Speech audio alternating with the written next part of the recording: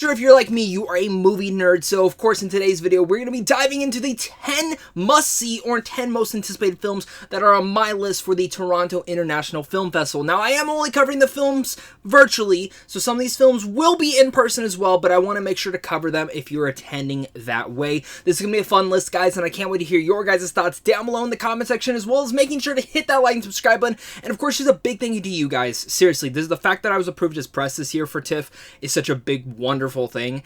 And if you're new to the channel, then hey, thank you so much for clicking, and let's have that great discussion down there once again about what films you're most looking forward to at TIFF this year.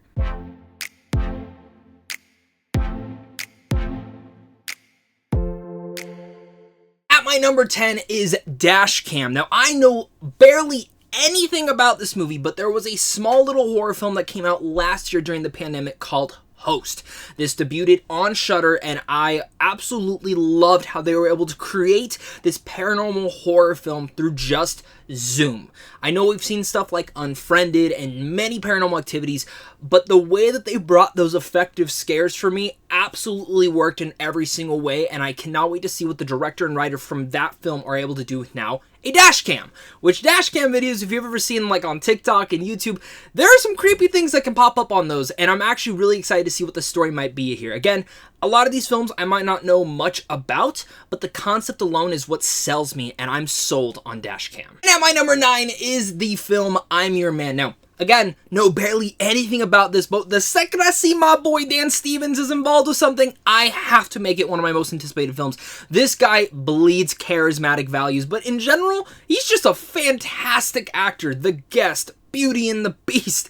What else has he been in? He was just in that Eurovision movie. Will Ferrell stole the entire show. New romantic comedy is about a scientist who accepts an offer to participate in an extraordinary experiment. Pretty much 3 weeks she is to live with a humanoid robot created to make her happy. As the further we get into our society and we age and develop all these different experiments, and you know, if you're like me, you love the Terminator, which is about an evil killing robot, I always get fascinated with concepts like this, and one of my most favorite films of all time is Ex Machina, and I kind of got vibes of this. So if we're going for more comedic, romantic vibe of that, maybe less serious, I'm really interested in seeing that, and especially seeing how Dan Stevens' performance might involve in here. Now, my number 8 is, of course, the Jake Gyllenhaal film, The Guilty. Now, this is premiering pretty close on Netflix, so if you don't get the 10 TIFF, you're going to be able to see this film fairly soon. This is, of course, a remake off the international film, and it is about a demoted police officer who is assigned to call dispatch desk, is conflicted when he receives an emergency phone call from a kidnapped woman.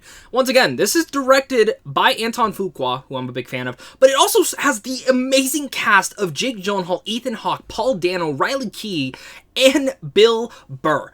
That cast alone is phenomenal. And I love Jake Gyllenhaal. He's one of my favorite actors working right now. So again, a lot of these films that I'm picking, maybe the concept doesn't jump right out to me. This seems like something we have seen before.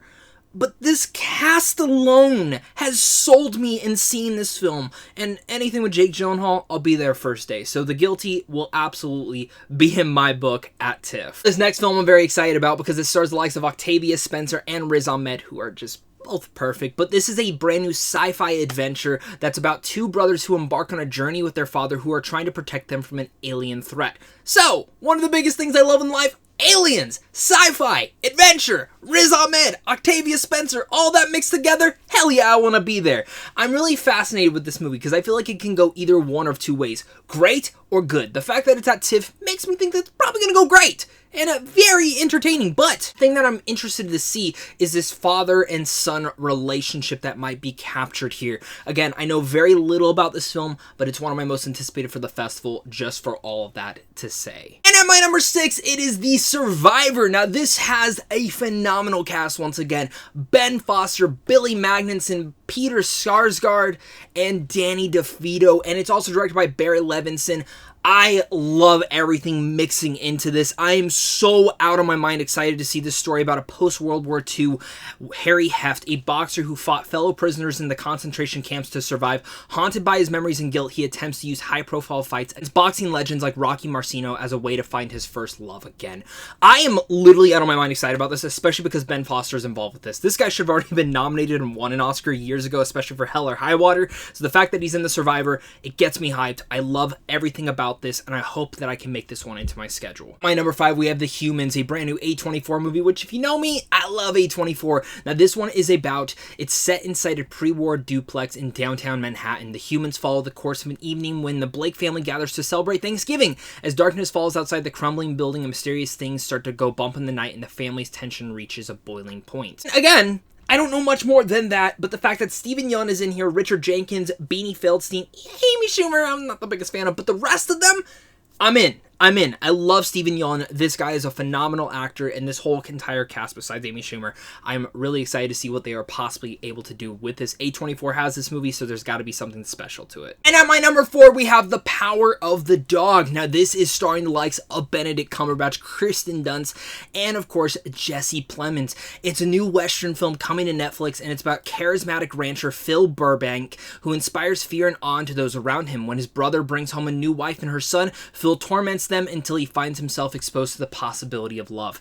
Again, a new Western. It's getting a lot of praise that this might be a big Oscar-pushing film, and it might actually be there from some of the early buzz that I've heard. The Power of the Dog is right there on my list. We get to my top 3. Now, in my top 3, these are 3 films that will probably not be going virtual, but that is okay. I'm still very much excited to see these, and I will be seeing some of these at New York Film Festival and even a little bit past that. So do look forward to my coverage on all those things, but coming in at my number 3 is Spencer. Now, I don't know much about this. I've never seen the director's previous work on Jackie, but I do love me some Kristen Stewart, and I think she has become such a phenomenal actress over the last couple of years. I'm not the biggest fan of Twilight, but I cannot wait to see the transformation and really much her big push to maybe hopefully get Best Actress this year.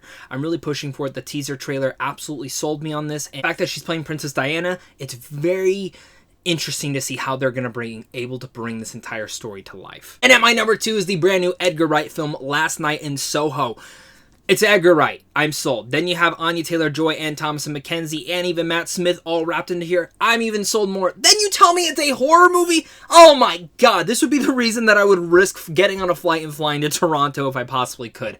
But this movie seems everything to me and more. I love, again, Edgar Wright's direction. This is kind of the first film that's going away from what he typically does in the genre. And of course, with the actors and actresses involved with this, it makes it even more exciting. Again, other than that first trailer, I don't know anything about this, but the horror tone that he's going for looks like something that I haven't seen before yet, or at least haven't seen in quite a while, so I'm all ready for Last Night in Soho. And at my number 1, it's my most anticipated film of the year. It's probably yours as well if you're watching this, or at least one of them, and that is Dune. I love me some Denis Villeneuve. He is absolutely my favorite director working today, and for all my friends who are getting to see this film early at TIFF, I am so freaking jealous. This is the one reason I would have flown out of the country, was to see this movie early. Luckily, though, I'm hoping to at least go to New York Film Festival to attend that film early, so we'll still be getting an early review before the film comes out. But I mean, what's there to say? Dune is one of the best scientific sci-fi novels ever created. I just got done reading it earlier this year for the very first time. But one of my biggest factors of this isn't even just the cast. But the cast is great.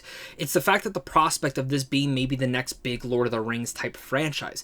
We need more sci-fi epic franchises that are original to new properties that aren't the likes of Star Wars or Lord of the Rings or the Marvel Universe. I want to see something like this. And the fact that Denis Villeneuve, who for me has been batting the highest batting average you could possibly imagine with the last 5 films that the guy has created. He has never disappointed me when it comes to a movie he's made. I honestly think the guy has made almost near masterpiece after near masterpiece. One of my favorite films of all time is Arrival. So the fact that he's making Dune puts it at the top of my list, and I can't wait to see what he has for that. Of course, guys, with all that said, those are my top 10 most anticipated or top 10 must-see films for the Toronto International Film Festival. Let's hear your guys' thoughts down below in the comment section. Make sure as well to comment down below. And in general, here are some honorable mentions I also do have, which we have Dear Evan Hansen. I'm not sold completely on this movie yet, but we'll see. France, which has a pretty good cast in it. Silent Night, again, pretty good cast. Snakehead, another foreign film that I'm actually really looking forward to, and Titania, which actually won the big award at Cannes, so there's got to be something special about it. Of course, guys, thank you once again for watching this. Head on over to Samsung Films on how to see films early, and of course, it's a big thing to you, and a big thing to my Patreon supporters, because without you, I would not be able to do this. So, of course, until next time, stay classy.